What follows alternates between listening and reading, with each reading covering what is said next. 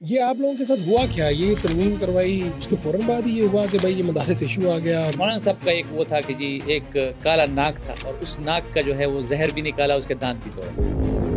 اگر آپ اس کو کہتے ہیں کہ یہ تعلیم، تو آپ بتائیں کہ سٹی اسکول جو ہے وہ سوسائٹیز ایکٹ کے ساتھ کیسے رجسٹرڈ ہے؟ بیکن ہاؤس جو ہے وہ سوسائٹیز ایکٹ کے ساتھ کیسے؟ ہمارا سوال یہ ہے آپ 18ویں ترمیم کے خلاف کیوں سازش کر رہے ہیں؟ یعنی صدر صاحب کا سائن نہ کرنا یہ آئین کی خلاف ورزی کر رہے ہیں۔ پھر بھائی سیدھی سی بات ہے، آپ خود پر ٹھپے مت لگائیں، تو لوگوں نے تو کہنا ہے کہ یہ پھر کٹپتلی ہے۔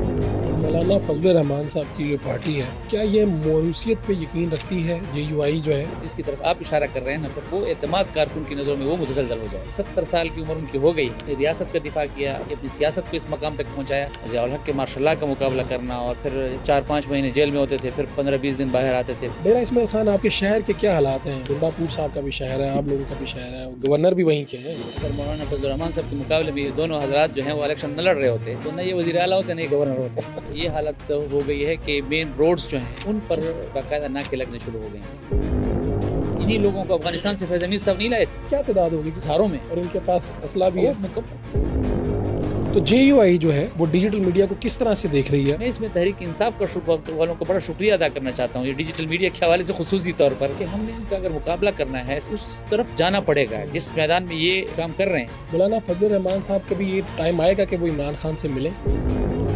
وزیر اعلیٰ ہیں تو خود دوسروں کو کہتے ہیں فارم 47 والے، میں ان کو فارم اسٹیبلشمنٹ کا وزیر اعلیٰ کہتا ہوں۔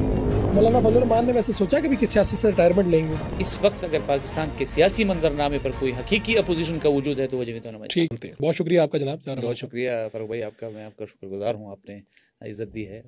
چلیں، سب سے پہلے تو میں آپ کا شکریہ ادا کرتا ہوں کہ ہمارے پوڈ کاسٹ میں جے یو آئی کا پہلا فرد ہے تو وہ آپ بیٹھے ہیں، اور آپ کی ڈیجیٹل میڈیا کی ذمہ داری ہے، اور ڈیجیٹل میڈیا کی ایک فارم میں ہم بیٹھے ہوئے ہیں یہاں پہ۔ شکریہ آپ کا۔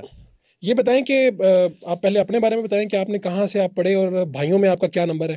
جی فاروق بھائی، میں اپنے بھائیوں میں میرا چوتھا نمبر ہے، اور مجھ سے تینوں جو بڑے ہیں آپ بخوبی جانتے ہیں، اور تینوں پاکستان کی سیاست میں ہیں۔ میں جانتا ہوں، جی ہماری آڈینس کے لیے آپ ذرا بتا دیں۔ پہلے مولانا فضل الرحمان صاحب سب سے بڑے ہیں، جی، پھر اس کے بعد مولانا عطاء الرحمان صاحب ہیں، سینٹ میں ہیں، اور اس کے بعد مولانا لطف الرحمان صاحب جو ہیں وہ کے پی اسمبلی میں ہمارے پارلیمانی لیڈر ہیں۔ پھر میرا نمبر ہے، مجھ سے چھوٹا ہے مولانا عبید الرحمان، تو وہ وہاں ڈیرہ اسماعیل خان کی لوکل پالیٹکس بھی کرتے ہیں، وہاں اپنے مدرسے کا انتظام بھی سنبھالتے ہیں۔ تو آپ کا چوتھا نمبر، آپ سے چھوٹے ایک ہیں۔ جی، تو یہ 5 بھائی سیاست میں ہوں تو گھر کون چلاتا ہے؟ یعنی گھر کے کام کون کرتا ہوگا اگر 5 کے 5 سیاست میں ہو تو؟ بس یہ سیاست جو ہے یہ اس کے ساتھ ساتھ یہ چونکہ انتظام کا نام ہے، جی، تو آپ سیاسی طور پر جب اس سارا انتظام سنبھال لیتے ہیں تو ساتھ ساتھ میں پھر گھر کا انتظام بھی ساتھ ساتھ ہوتا جاتا ہے۔ آپ کی اپنی یعنی تعلیم وغیرہ کہاں سے ہے؟ کہاں سے آپ؟ فاروق بھائی، میں نے میٹرک ملتان سے کیا، سینٹ جوزف سے، اور میری ساری اسکولنگ جو ہے وہ ملتان کی ہے۔ پھر اس کے بعد میں نے ایف ایس سی جو ہے وہ ڈیرہ اسماعیل خان میں بنسم کالج سے کیا۔ پھر اس کے بعد میں نے الیکٹریکل انجینئرنگ کی یہاں یو ٹی لاہور سے، اور اس کے بعد پھر میں نے ماسٹرس کیا کمیونیکیشن الیکٹرانکس میں یو ٹی پشاور سے، اور اس کے بعد پھر میں نے تو آپ نے تمام صوبوں میں جا کے پولیٹیکل سائنس کیا ڈیرہ اسماعیل خان گومل یونیورسٹی سے۔ تو اب مولانا فضل الرحمان سے آپ اس وقت پوچھتے تھے کہ میں اب انجینئرنگ کرنا چاہ رہا ہوں، یہ کرنا چاہ رہا ہوں، کہ ان کے پاس وقت نہیں ہوتا تھا کیا؟ نہیں، ان کی اجازت کے بغیر تو ہم کچھ بھی نہیں کر سکتے۔ ہم تو یعنی میں آپ کو عجیب بات بتاؤں، آج بھی ہمارے گھر میں ہم بھائیوں میں سے ابھی جس طرح گھر میں کوئی یا بچہ پیدا ہو تو ہمارے گھر میں نام جو ہے مولانا صاحب رکھتے ہیں۔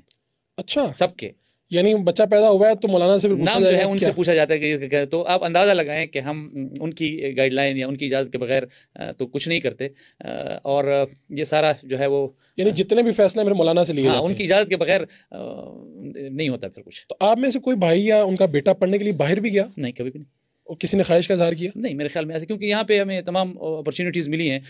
اسد کی خواہش تھی کہ وہ دارالعلوم دیوبند جا کر پڑھے، لیکن پاکستان اور انڈیا کے درمیان کے جو حالات و اسٹوڈنٹس کے حوالے سے ان کی جو پالیسی ہے وہ اس کی اجازت نہیں تھی۔ ٹھیک ہے، تو اس کے علاوہ تو ہمارے سب کی جو ہے نا یہاں پہ یہیں پہ تعلیم ہوئی ہے، اور ہم نے اپرچونیٹیز بھی ملتی رہی ہیں، اور ہم نے جو ہے اس کو اویل بھی کیا ہے۔ تو آپ سب، اب یہ جو پورا گھرانہ ہے آپ کا، آپ لوگوں کے روزگار کہاں سے وابستہ ہے؟ ہمارے اپنی زمینیں ہیں، اور وہ ہمارا پورا سسٹم چلتا رہتا ہے۔ ٹھیک ہو گیا۔ مفتی صاحب مرحوم جو تھے وہ چاہتے تھے کہ ان کے سب بچے آئیں سیاست میں، یا یہ اتفاق ہو گیا یا مجبوری بن گئی کہ آپ کا سیٹ اپ ہی ایسا ہے کہ اس میں آنا پڑتا ہے؟ کیا ہوا؟ شاید میرا تو یہ خیال ہے کہ اگر مفتی صاحب اللہ تعالیٰ ان کو غریق رحمت کرے گا، ان کی مرضی پہ ہوتا تو شاید وہ میں سے کسی کو بھی سیاست میں نہ آنے دیتے۔ کوئی بھی نہ آتا؟ جی، کوئی بھی نہ آتا۔ یہ سیاست اتنا آسان میدان نہیں ہے، بہت مشکل میدان ہے، اور پھر آپ تاریخ سے واقف ہیں کہ مفتی صاحب کی وفات کے بعد پھر جس طرح کے حالات اس وقت ضیاء الحق کا ماشاء اللہ تھا، اور ضیاء الحق کے ماشاء اللہ میں پھر اس وقت مولانا فضل الرحمان صاحب جو ہیں وہ ان کی عمر 27 سال تھی جب مفتی صاحب فوت ہوئے. 27 سال کی عمر میں ایک نوجوان جو ہے اس کو سیاست میں اس طرح آ جانا ان کا، اور پھر ضیاء الحق کے ماشاء اللہ کا مقابلہ کرنا، اور پھر اگر 4-5 مہینے جیل میں ہوتے تھے پھر 15-20 دن باہر آتے تھے، پھر 4-5 مہینے جیل میں ہوتے تھے، پھر 15-20 دن مہینہ باہر گزارتے تھے. تو اس طرح ہم نے ان کو دیکھا ہے اپنے بچپن میں. تو یہ آسان کام نہیں ہے. کوئی بھی شاید یہ تصور نہ کرے یا یہ نہ چاہے کہ اس طرح کے حالات میں جو ہے ہمارے بھائی ہمارے بیٹے اس طرح کے حالات میں آئیں، لیکن چونکہ جب آپ ایک نظریے کے ساتھ کمیٹڈ ہوتے ہیں تو پھر نظریاتی کمٹمنٹ جو ہے وہ پھر آپ کو اپنے اون پہ جو ہے وہ فیصلہ کرنے کے لیے نہیں چھوڑتی. پھر آپ کو اپنی جماعت اپنے ساتھیوں کی مرضی کے مطابق چلنا پڑتا ہے، اور وہی وہ ایک پش ہوتا ہے جو آپ کو پھر ملتا رہتا ہے، اور آپ چاہتے نہ چاہتے چونکہ آپ کی نظریاتی کمٹمنٹ ہے پھر آپ کو آنا پڑتا ہے کسی نہ کسی اسٹیج پہ، کسی نہ کسی مرحلے پر. چونکہ ہماری زندگی جماعت اور نظریے کے لیے وقف ہیں، تو جہاں جہاں ضرورت جماعت کو پڑی اور انہوں نے کہا کہ جی ایک ذمہ داری آپ نے ادا کرنی ہے، تو ہم نے لبیک کہا ہے اور آگے بھی اسی طرح کہیں گے. تو جب مولانا فضل الرحمان نے جب یہ سنبھال رہے تھے سب کچھ، 27 سال عمر تھی، تو آپ کی عمر کیا ہوگی؟ میری عمر تو چونکہ مفتی صاحب کی وفات کے وقت 3.5 سال 4 سال کی عمر تھی میری. تو وہ پھر جو بچپن کا جو زمانہ تھا وہ سارا ہم نے یہی دیکھا کہ جی مولانا صاحب جیل جا رہے ہیں، آ رہے ہیں، جا رہے ہیں. مولانا صاحب کا رول تو پھر بھائی سے بڑھ کے ایک والد والا ہو گیا. میں فاروق بھائی آپ کو بالکل حقیقت بتاؤں کہ ہم نے ان کو بھائی کے روپ میں کم دیکھا ہے، والد کے روپ میں زیادہ دیکھا ہے. کیونکہ والد کو ہم نے دیکھا نہیں، بہت ایسے نہ ہونے کے برابر. مجھے یاد ہے کہ ایسے ہلکا ہلکا جس طرح کچھ چیزیں آپ کے دماغ میں چل رہی ہوتی ہیں. تو ہم نے تو مولانا صاحب کو ہمیشہ اپنے والد کے روپ میں دیکھا ہے، پھر اس کے بعد بھائی کے روپ میں دیکھا ہے، اور اس کے بعد پھر اپنے لیڈر اور قائد کے روپ میں دیکھا ہے. تو ہمارے لیے کوئی 2-3 ان کی وہ ہیں، ہم اسی حساب سے ان کو دیکھتے ہیں.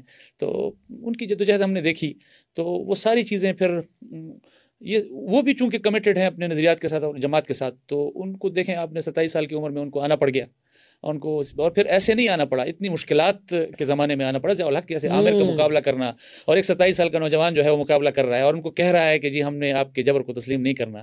تو یہ نظریاتی کمٹمنٹ کے ساتھ ہی ہو سکتا ہے. وہی نظریاتی کمٹمنٹ ہمارے سب کی ہے. جہاں جہاں جماعت کو ضرورت پڑے گی ہم آئیں گے. ویسے ضیاء بھائی آپ بتا رہے ہیں نا کہ ہم نے دیکھا کہ مولانا فضل الرحمان جیل جا رہے ہیں، واپس آ رہے ہیں، پھر کچھ دن کے لیے جا رہے ہیں، پھر واپس آ رہے ہیں. اب لوگوں کے لیے نا اس وقت جو آج کی جو جنریشن اگر وہ دیکھ رہی ہے مولانا فضل الرحمان کو، تو ان کے لیے لگ رہا ہوگا کہ یار یہ تو اقتدار میں تھے اور ابھی تھوڑی سی اپوزیشن دیکھی ہے، ابھی اپوزیشن چل رہی ہے، اس سے پہلے تو مسلسل اقتدار تھا. تو اب تھوڑا سا آج کے نوجوان کے لیے جو مولانا فضل الرحمان کو نہیں جانتا ان کی ہسٹری، اس کے لیے مشکل ہے کہ یار اچھا یہ ٹائم بھی آیا. اور میں ذاتی طور پہ بھی جانتا ہوں کہ ان کے اوپر کتنی مرتبہ خودکش حملے اور باقی چیزیں ہوئیں. میں تھوڑا سا چاہوں گا کہ آپ یہ بتائیں کہ آخری مرتبہ آپ نے جب آپ بڑے ہوئے ہیں تو کب دیکھا کہ مولانا کو یہ مشکلات دیکھنی پڑی؟ وہ تو آج بھی دیکھنی پڑ رہی ہیں، لیکن میں تھوڑا سا ہسٹری میں چاہوں گا کہ آپ سامنے رکھیں لوگوں کے سامنے. اصل میں فاروق بھائی آپ کو پتہ ہے ہم بھی اسی جنریشن کے ہیں، لیکن یہ ایک سوشل میڈیا جنریشن ہے جی، ایک یہ، اور سب آپ دیکھیں نا جی 2000 آنورڈ کی سیاست کو ہم ہمیشہ دیکھ رہے ہوتے ہیں. پری جو ہے 2000 کا ہمیں کوئی آئیڈیا اتنا زیادہ نہیں ہے. مولانا صاحب جو ہیں وہ ضیاء الحق کی امریت میں ماشاء اللہ میں وہ سیاست میں آئے. پھر اس کے بعد تقریباً 5 سال وہ مسلسل جیلوں میں رہے. کبھی 10 مہینے جیل میں گزارے، پھر 15-20 دن کے لیے باہر نکلے، پھر 11 مہینے جو ہے وہ گزارے، پھر اس کے بعد 10-15 دن کے لیے نکلتے، پھر وہ ایک جلسہ کرتے، پھر ان کو گرفتار کر لیا جاتا. یہ چیزیں چلتی رہیں سن 1988 کے الیکشن تک. ٹھیک ہے، جنرل ضیاء الحق کی جب طیارہ حادثہ ہوا تو اس کے بعد پھر انتخابات ہوئے. تو یہ سارا سسٹم چلتا رہا. یہ سختیاں، یہ جیلیں، یہ ہمارے لیے ایسے تھے جیسے روٹین کا کوئی ایک وہ ہو، اور ہمیں پرواہ بھی نہیں ہوتی تھی. تو ان کی غیر موجودگی میں پھر آپ لوگ گھر وغیرہ ڈسٹرب تو ہوتا ہوگا؟ لازمی بات ہے. وہ اگر وہ 27 سال کے تھے تو پھر ہمارا اندازہ لگا لیں کہ ہماری کیا ایج ہوتی ہے اور ہم کس طرح اس زمانے میں اس چیز کو مینیج کرتے ہوں گے. لیکن بہرحال اللہ تعالیٰ کا نظام ہے، چلتا ہے، اور پھر اسی چلتا رہا. پھر اس کے بعد 88 میں وہ پہلی دفعہ قومی اسمبلی کے ممبر بنے. پھر اس کے بعد 93 میں وہ قومی اسمبلی کے ممبر بنے. پھر یہ ان کا پارلیمانی سفر جب شروع ہوا، پھر اس کے بعد آپ کو یاد ہوگا جب افغانستان پر امریکہ کا حملہ ہوا، اور اس وقت میں جمعیت علماء اسلام نے امریکی مخالفت میں پورے پاکستان میں مظاہرے کیے اور وہ باہر نکلے. پھر وہ مشرف کا ماشاء اللہ پھر اس میں ان کو پھر دوبارہ گرفتار کیا گیا. 6 مہینے تقریباً ان کو نظر بند رکھا گیا، کچھ عرصہ گھر میں، کچھ عرصہ جو ہے وہ چشمہ میں. تو یہ چیزیں جو ہیں وہ چل رہی تھیں. اس میں آپ نے جو سوال کیا، یہ میں ذرا چونکہ آج کی جنریشن کو بتانا چاہتا ہوں کہ جمعیت علماء اسلام کی تاریخ میں اپوزیشن کا دور زیادہ ہے، اقتدار کا دور جو ہے وہ بہت محدود ہے. آپ دیکھیں 88 میں مولانا صاحب قومی اسمبلی کے ممبر بنے تو اپوزیشن میں تھے. اس کے بعد 93 میں پھر قومی اسمبلی کے ممبر بنے. تو اس سے پہلے 90 میں نواز شریف صاحب کی حکومت بنے, تب جمعیت علماء اسلام جو ہے وہ اپوزیشن میں تھی. پھر 93 میں پھر مولانا صاحب بذات خود پارلیمنٹ میں موجود تھے, تب اپوزیشن میں تھے. پھر 97 میں پھر میاں نواز شریف صاحب کی حکومت بنی, تو اس کے بعد وہ پھر جو ہے اپوزیشن میں بیٹھے ہوئے انہوں نے اپنا کردار ادا کیا. 2000 میں جب مشرف کا مارشاء اللہ آیا تو اس کے بعد سب سے زیادہ مخالفت جو ہے وہ جمعیت علماء اسلام نے کی. اور اس وقت چونکہ افغانستان کا ایشو بہت زیادہ پیک پہ تھا, تو سب سے زیادہ اگر مشرف کو اس حوالے سے ٹف ٹائم دیا تو وہ جمعیت علماء اسلام نے دیا, مولانا صاحب نے دیا. پھر 2002 کا الیکشن ہوا اور لوگوں نے ایک میجورٹی کے ساتھ جو ہے وہ کے پی میں جو ہے وہ جمعیت علماء اسلام کو اور ایم ایم اے کو ووٹ کیا.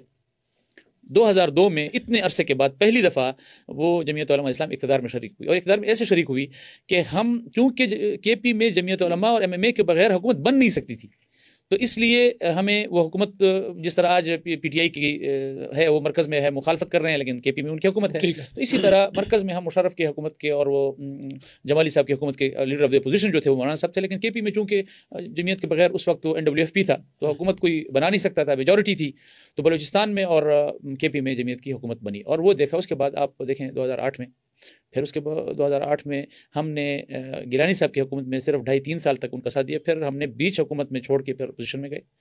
اور 13 میں میاں نواز شریف صاحب کی جب حکومت تھی تو ہم نے پہلا وہ 5 سالہ تھا جو ہم نے مرکزی حکومت کے ساتھ اتحاد شراکت میں وہ اقتدار میں گزارا. اس کے بعد 2018 سے لے کر آج تک جس طرح کی اپوزیشن آپ کو نظر آ رہی ہے, میں شاید کوئی میرے ساتھ اتفاق کرے یا نہ کرے, لیکن اس وقت اگر پاکستان کے سیاسی منظرنامے پر کوئی حقیقی اپوزیشن کا وجود ہے تو وہ جمعیت علماء. ٹھیک, تو JUI جو ہے وہ ڈیجیٹل میڈیا کو کس طرح سے دیکھ رہی ہے اور آپ کیا کرنے جا رہے ہیں, آپ کی ذمہ داری لگی ہے یہ, تو یعنی یہ ذمہ داری بس آپ کو دے دی گئی یا آپ بھی چاہتے تھے, اس میں کوئی دلچسپی تھی, کیا اس کا ماحول ہے یہ بتائیے.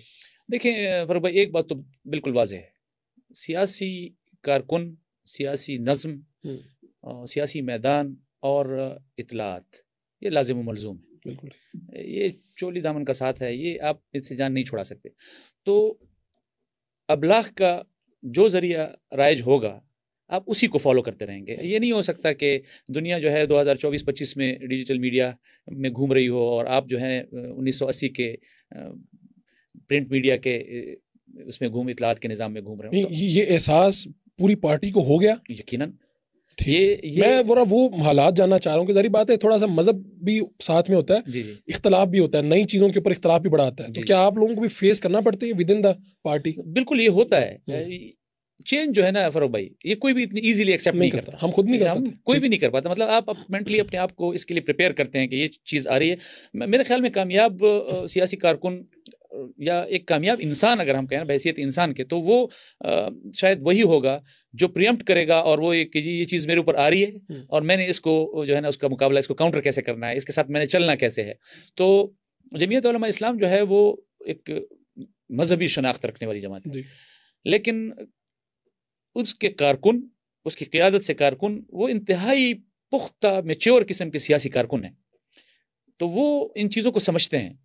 ہاں تھوڑا سا ان کو آپ نے ایک چیز بتانی ہے کہ ایک ڈیجیٹل میڈیا کیا ہے, ہم نے اس کے ساتھ کیسے چلنا ہے, یہ چیزیں دیکھیں. ہم نے ایسے چیزیں بھی دیکھی ہیں کہ جب آپ مذہبی شناخت کے حوالے سے بات کریں گے تو آپ کو معلوم ہے کہ جی تصویر کے حوالے سے کتنے زیادہ مشکلات ہیں, کیمرہ کے حوالے سے کتنے زیادہ مذہبی حلقوں میں مشکلات ہیں, تو یہ چیزیں ہیں. لیکن ضرورت کے تحت اس کا ادراک کرنا, پھر اس کی ضرورت کے مطابق اس کو جو ہے آگے لے کر چلنا, اس کا انکار کہیں بھی آپ کو نظر نہیں آیا. دیکھیں آپ مسجد الحرام سے لے کر جو ہے وہ پاکستان کے کسی مدرسے میں بھی آج آپ جائیں گے تو ضرورت کے تحت ڈیجیٹل میڈیا کا انکار کہیں بھی آپ کو نظر نہیں آئے گا. غیر ضروری طور پر تو میرے خیال میں کسی چیز کے حوالے سے بھی اگر آپ بحث کریں گے کہ جی آپ غیر ضروری طور پر ایک چیز کے اندر جا رہے ہیں اور اس کو استعمال کر رہے ہیں, تو وہ کہیں بھی اس کی تائید اور توثیق نہیں ہو سکے گی. لیکن ضروری چیزوں کا انکار ہمارے یہاں نہیں. تو یہ چیز جب ان کو محسوس ہوئی تو لازمی بات ہے کہ جن ساتھیوں کو اس حوالے سے کوئی تھوڑا بہت ایک علم, کوئی اس میں کام, کوئی مہارت وہ ہوگا تو آپ اس کو ذمہ داری دیں گے. تو ہم پچھلے کئی سالوں سے تقریباً لگ بھگ مجھے یاد پڑتا ہے کہ 15 سال سے تو 16 سال سے تو مجھے زیادہ ہو گیا کہ میں سوشل میڈیا کا استعمال کر رہا ہوں. یہ فیس بک جب نیا جو ہے وہ آیا اور اس کو ہم نے آپ نے تب سے شروع کیا ہوا, تو ابھی آپ کے آس پاس کے حلقوں میں نہیں کرتے ہوں گے؟ نہیں, اس بہت کم ہوتا تھا. تو ان کو پھر جب اس چیز کا ادراک ہوا ہمارے جماعتی صفوں میں کہ جی یہ ہے اور دنیا کے ساتھ ہم نے مقابلہ کرنا ہے. اور میں اس میں ذرا آپ کے نوٹس میں لے آؤں, میں اس میں تحریک انصاف والوں کا بڑا شکریہ ادا کرنا چاہتا ہوں, یہ ڈیجیٹل میڈیا کے حوالے سے خصوصی طور پر, چونکہ جمعیت علماء کی پی ٹی آئی کے ساتھ ان دنوں بہت سخت سیاسی ایک چپکلش تھی. ٹھیک ہے. اور پی ٹی آئی کے لوگ ڈیجیٹل میڈیا سوشل میڈیا کے حوالے سے بہت زیادہ آگے, اور آج بھی آگے ہیں, ہم مطلب اس کا وہ کرنا پڑے گا. تو یہ جب آپ کسی کا مقابلہ کرتے ہیں نا, تو یہ نہیں ہو سکتا کہ ایک طرف کا آپ کا جو مخالف ہے وہ ٹینک استعمال کر رہا ہو اور آپ جو ہے وہ تلوار کے زمانے میں کھڑے ہوں. تو ہم نے جب پی ٹی آئی کے لوگوں کو دیکھا کہ وہ جس طرح سوشل میڈیا ڈیجیٹل میڈیا کے میدان میں جا رہے ہیں, تو ہم نے کہا کہ ہم نے ان کا اگر مقابلہ کرنا ہے, سیاسی طور پر مقابلہ کرنا ہے, تو ہمیں اس طرف جانا پڑے گا جس میدان میں یہ کام کر رہے ہیں. اور ہمیں قرآن کی تعلیمات بھی یہی ہے نا, وَأَعِدُّوا لَهُم مَّا اسْتَطَعْتُم مِّن قُوَّةٍ وَمِن رِّبَاطِ الْخَيْلِ. تو ہمیں اپنے آپ کو ان ساری چیزوں سے جو ضرورت ہے اس میدان کی, اس سے اپنے آپ کو واقف بھی کرنا ہوگا, اس کا استعمال بھی کرنا ہوگا. تو ہم نے ان کو دیکھ کے ان کے مقابلے کے لیے ہمارے ساتھی میدان میں آئے, اور ایسے میدان میں آئے کہ بے سر و سامانی کے عالم میں کہ آپ نہ وہ پیڑ ہیں, نہ ان ساتھیوں کو جو ہے ان کو کوئی آپ ایسی چیز دے رہے ہیں کہ جس میں ان میں یہ بس صرف نظریاتی طور پر ان کا یہ تھا, وہ موبائل بھی اپنا استعمال کر رہے ہیں, وہ نیٹ بھی اپنا استعمال کر رہے ہیں, وہ اپنے ریسورسز جتنے بھی وہ خود جنریٹ کر کے وہ جمعیت کے سوشل میڈیا کے میدان میں مقابلہ کر رہے تھے. تو یہ چیزیں جو ہیں, یہ میں اس میں ذرا ان کا شکریہ ادا کروں کہ ان کی وجہ سے ہمیں تحریک انصاف کی وجہ سے آپ لوگ اس میں آئے, اتنا آگے نکلے. لیکن اب یہ کہ ہم نے جیسے ہی جماعت نے اس حوالے سے ہمیں کہا کہ اس پر آپ نے کام کرنا ہے, تو ہم نے فرح بھائی ذرا تھوڑا سا میں اس میں تفصیلی طور پر آپ کو بتانا چاہوں گا کہ ہم نے پہلے یہ کیا کہ جو ساتھی ہمارے پورے پاکستان میں کام کر رہے ہیں ڈیجیٹل میڈیا کے حوالے سے, ہم نے ان کو منظم کیسے کرنا ہے, ہم نے ان کو ایک نظم میں کیسے لانا ہے. تو ہم نے پہلے مرکزی سیٹ اپ بنایا, صوبائی سیٹ اپ بنایا, پھر اضلاع تک گئے, پھر تحصیلوں تک گئے, پھر اس کے بعد یونٹس تک گئے. اب ہر پاکستان کے ہر ضلع کی, ہر تحصیل کی, ہر یونٹ میں جو ہے ہمارے سوشل میڈیا کے ساتھی موجود ہیں. اور ابھی ریسنٹلی ہم نے ابھی ایک اجتماع کیا, باقی صوبوں کی طرف بھی ہم جا رہے ہیں. صرف سندھ میں ہم نے وہ اجتماع کیا, تو ہم نے تمام سندھ سے ہر یونٹ سے صرف ڈیجیٹل میڈیا سوشل میڈیا کے میدان میں کام کرنے والے 9,000 ساتھیوں کو ہم نے اکٹھا کیا. سندھ میں 9,000 لوگ ہیں آپ کے, جی, وہ جو ڈیجیٹل میڈیا کے لیے کام ایگزیکٹلی یہی صورتحال دوسرے صوبوں میں ہیں. ان کو بھی ہم نے اب اس میں اپنے نیٹ میں ہم لے آئے ہیں, اور ہماری جو ہے تنظیمیں بن گئی ہیں. ہمارے ہر ضلع کی, ہر تحصیل کے جو ہے وہ, ابھی ہمارے جماعت کا چونکہ نیا الیکشن ہوا, پھر نیا سیٹ اپ بنا, اب اس نئے سیٹ اپ میں مرکزی نظم بھی قائم ہو گیا, صوبے بھی سارے قائم ہو گئے ہیں. اب اضلاع جو ہے ان کے تمام ٹیمیں دوبارہ سے ایک دفعہ بنی, پھر اس الیکشن کے بعد اب دوبارہ بن رہی ہیں. اب یہ دوبارہ یونٹس تک جائے گا, یہ 1 مہینے کے اندر جو ہے ہم اس کو تحصیلوں اور یونٹس تک پہنچا لیں گے.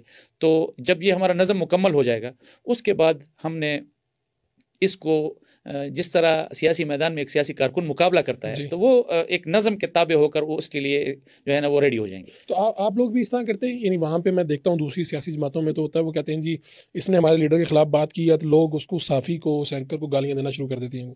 تو آپ لوگ اپنے کارکن سے کیا کہتے ہیں اگر کوئی مولانا فضل الرحمان کو برا بھلا کہہ رہا ہے, تنقید کر رہا ہے؟ دیکھیں فرح بھائی, ایک بات تو ہے, آپ نظم میں جب کسی ساتھی کو لے آتے ہیں تو آپ کی بنیادی جو ہے وہ آپ کا کام یہ ہے کہ آپ اس کی تربیت کریں. ٹھیک ہے.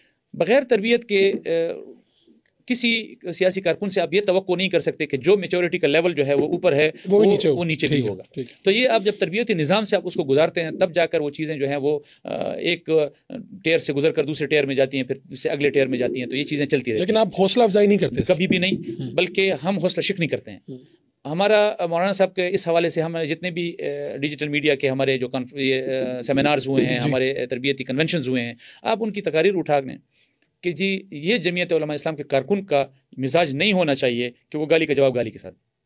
اگر آپ نے کسی کے ساتھ بات کرنی ہے تو پھر آپ نے شائستہ انداز میں بات کرنی ہے, دلیل کے ساتھ بات کرنی ہے. اگر میرا قائد جو ہے وہ دلیل کے ساتھ بات کرتا ہے, میرے قائد کے ہاں وہ آپ نے 26ویں آئینی ترمیم میں دیکھا کہ حکومت بھی وہاں موجود, اپوزیشن بھی وہاں موجود, وہ لوگ بھی وہاں موجود جنہوں نے ساری زندگی ان کو گالیاں دی, لیکن کبھی ان کے پیشانی پر, ان کے ماتھے پر شکن تک نہیں آئی. یہ اگر میرے لیڈر کا, اگر میں نے یہ وہ کرنا ہے کہ میں نے ان کو فالو کرنا ہے, اگر میں نے ان کو سیاسی میدان میں اپنا لیڈر مانا ہے, میں ان کو فالو کر رہا ہوں, تو پھر میں نے ان کے عمل کو بھی فالو کرنا ہے. اگر وہ اپنے مخالف کے لیے ان کے ہاں اتنی وسعت اور گنجائش ہے, تو آپ کے کارکن کے ہاں بھی اتنی ہونی چاہیے. پھر ہونی چاہیے. ہم قطعاً جو ہے اس کی حوصلہ افزائی نہیں بلکہ حوصلہ شکنی کریں گے, اور کر بھی رہے ہیں. اور پاکستان کے اور سیاسی جماعتوں سے بھی ہم یہی توقع رکھتے ہیں کہ وہ بھی کریں, اگر بری بات کہے. یہ ایک چیز ہے کہ 100% کنٹرول اب کہیں بھی نہیں ممکن نہیں ہے. تو اگر کہیں ایسی ہمارے کسی کارکن سے، کسی صحافی کے حوالے سے، کسی سیاسی جماعت کے کارکن کو اس طرح کی شکایت ہو، یقینی طور پر ہم معذرت کریں گے ان سے، کیونکہ یہ بہت زیادہ آپ تربیت اور بہت زیادہ نظم اور بہت زیادہ کوشش کے بعد بھی 100% پر آپ قادر نہیں ہو سکتے کہ آپ ان کو جو ہے اس طرح. JUI جو ہے، ساتھ ساتھ آپ چائے بھی لیں، JUI ایک مذہبی سیاسی جماعت ہے. ایک عام تاثر یہ ہے کہ اس میں آنے کے لیے آپ کا مذہب سے قریب ہونا، آپ کی جو ظاہری وضاقتہ ہے وہ بھی وہی ہونی چاہیے، کم از کم داڑھی ٹوپی وہ. تو کیا JUI میں عام لوگوں کی جگہ ہے، میرے جیسے جو لوگ ہیں کیا ان کی جگہ ہے؟ اور دوسرا یہ کہ کیا کسی خاص مسلک سے بھی ہے ہر قسم کا؟ بھائی کیا اس میں اہل تشیع باقی بھی سبھی آ سکتے ہیں اس میں؟ فاروق بھائی بڑا اچھا سوال کیا آپ نے. جمعیت علماء اسلام کے دستور میں پہلی شک یہ ہے کہ ہر پاکستانی اس کا رکن بن سکتا ہے. ٹھیک ہو گیا. اب جب لفظ پاکستانی آپ نے کہہ دیا، یہ بہت وسعت رکھتا ہے جی، اور یہ اتنا وسیع لفظ ہے کہ اس میں نہ مسلک کی گنجائش ہے، نہ اس میں مذہب کی گنجائش ہے، نہ اس میں قومیت کی گنجائش ہے، نہ اس پہ شکل صورت کی گنجائش ہے. ہر پاکستانی. ہمارے دستور میں اقلیتوں کی بھی تنظیم ہے. جب آپ اقلیت کی بات کرتے ہیں اور وہ آپ کے جمعیت علماء اسلام کے کارکن ہیں، بن نہیں سکتے ہیں، ہمارے پارلیمنٹیرینز ہیں. اس وقت ہمارے نظم جو بنے ہیں، مرکزی ہمارا نظم بنا ہے، اقلیتی فورم ہمارا بنا ہے. محترمہ آسیہ ناصر صاحبہ جو ہیں ہماری اقلیتی فورم کی پورے پاکستان کی سربراہ ہیں. اسی طرح ہمارے صوبوں کے اقلیتی فورم بنے ہیں. تو ان کے سارے ہمارے جو اقلیتی بھائی ہیں سارے ہر مذہب سے، وہ ان فورم کے جمعیت علماء اسلام کے صوبائی اور مرکزی سطح کے جو ہیں وہ عہدیداران ہیں. آپ بتائیں کہ اس کے بعد کسی مسلک کے حوالے سے، کسی وضاقتہ کے حوالے سے کوئی گنجائش بچ سکتی ہے کہ ہم یہ کہیں؟ گنجائش تو نہیں بچتی. ہاں البتہ یہ ایک بات ہے، کمیونیکیشن میں کہیں پہ یہ گیپ ہے کہ عام لوگوں کو، میں صرف آپ کا یہ مسئلہ نہیں ہے، یہ تحریک لبیک، جماعت اسلامی، جتنی مذہبی جماعتیں ان سب کا یہ پرابلم ہے کہ عام آدمی سوچتا ہے کہ کیا میری جگہ ہوگی یہاں پہ. میں اس کا ذرا تھوڑا سا آپ کو دو اس میں جواب دوں گا، ڈائریکشنز میں جواب دوں گا. ایک تو یہ ہے کہ جمعیت علماء اسلام یقینی طور پر ایک مذہبی جماعت ہے، مذہبی سیاسی جماعت ہے، مذہبی شناخت کی جماعت ہے. لیکن آپ مسلمان ہیں بھائی، آپ اسلام کی تعلیمات کو سمجھتے ہیں. میں نہیں سمجھتا کہ کوئی ایک مسلمان جو اسلام کی تعلیمات کو سمجھتا ہو اور وہ یہ تصور کر سکتا ہو کہ اسلام سے بہتر کسی اقلیت کو کوئی تحفظ کوئی اور فراہم کر سکتا ہے. ہم ظاہراً اس پر عمل کریں یا نہ کریں، لیکن جو لکھا ہوا ہے اس سے بڑھ کے کچھ نہیں ہے. یہ ایک ڈیبیٹیبل چیز ہے. ٹھیک ہے جی، اب ہم اس پر عمل نہیں کرتے تو کیا ہم اس سے اسلام کا جو ہے اتنا خوبصورت چہرہ بگاڑ تو نہیں رہے؟ یہ اپنی جگہ یہ بہت وسیع سبجیکٹ ہے اور ڈیبیٹیبل بھی ہے. لیکن اسلام سے زیادہ کوئی بھی کسی کے حق کا، جان مال، عزت و آبرو کے تحفظ کا کوئی شاید اس سے بڑا چارٹر کسی اور کے پاس نہیں ہوگا. ٹھیک.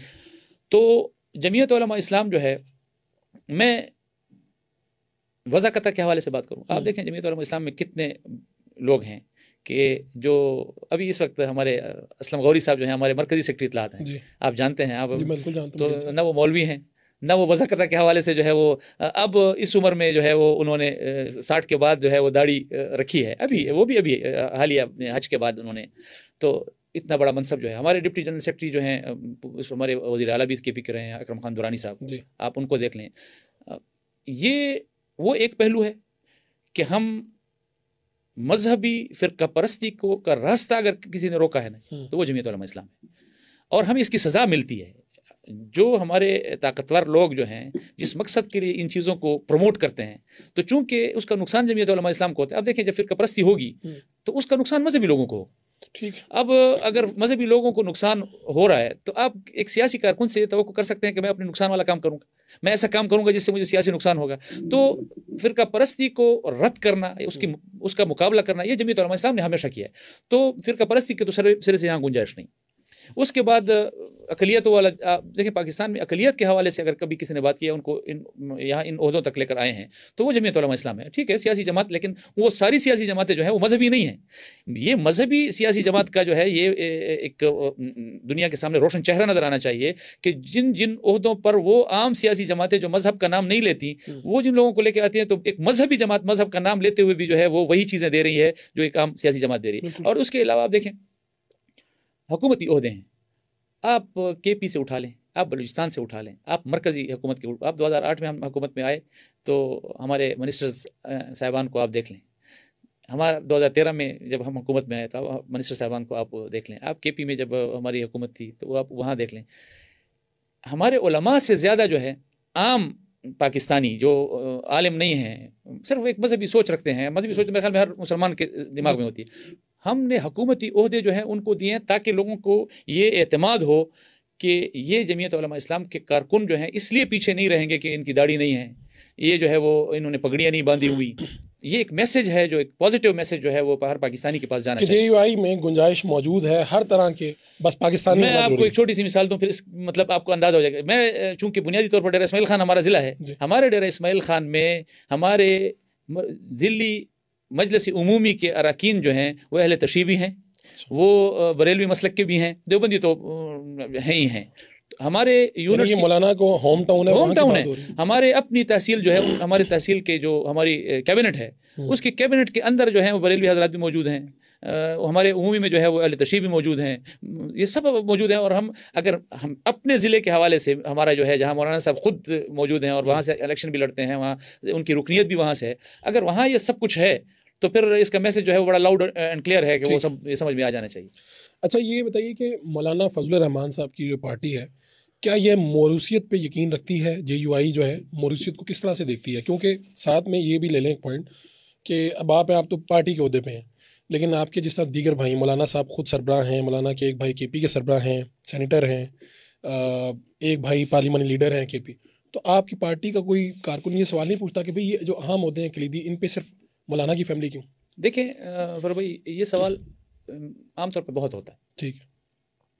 ایک مزاج ہے ہمارے اس پورے بیلٹ کا. آپ دیکھیں پورے بر صغیر کو، آپ دیکھیں اس کا ایک مزاج ہے.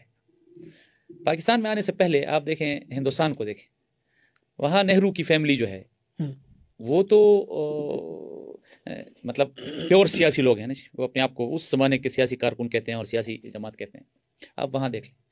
ابھی آپ نے بنگال میں دیکھا شیخ حسینہ کی صورت میں یا خالدہ ضیاء کی صورت میں، یعنی میں صرف بیلٹ کی آپ کو پوری بات کروں. یہاں پاکستان میں آپ دیکھیں ذوالفقار علی بھٹو صاحب، اب آپ دیکھیں میاں نواز شریف صاحب نے سیاست کی، اب ان کی بیٹی جو ہے وہ سیاست کر رہی ہے. اسی طرح یہاں کے لوگوں کا ایک مزاج بن گیا ہے کہ اگر نظریاتی طور پر آپ کمیٹڈ ہیں کسی کاز کے ساتھ اور آپ کا وارث یا آپ کے فیملی میں سے کچھ لوگ جس پر آپ کے کارکن کا اعتماد ہے، تو اگر وہ اس کاز کو، اس مقصد کو لے کر اسی طرح جا رہا ہے جس طرح کارکن کے دماغ میں وہ کاز اسی طرح نقش ہے، اور اس کو یہ ایج بھی مل جائے کہ وہ اس کے قائد کا جو ہے وہ یا کی فیملی سے بھی ہو، تو ایک نظریاتی جو ہے اٹیچمنٹ کے ساتھ ایک اعتماد بھی پیدا ہو جاتا ہے کہ یہ جو سلسلہ ہے، یہ سلسلہ جو ہے وہ کسی نسل پر رکا نہیں ہے.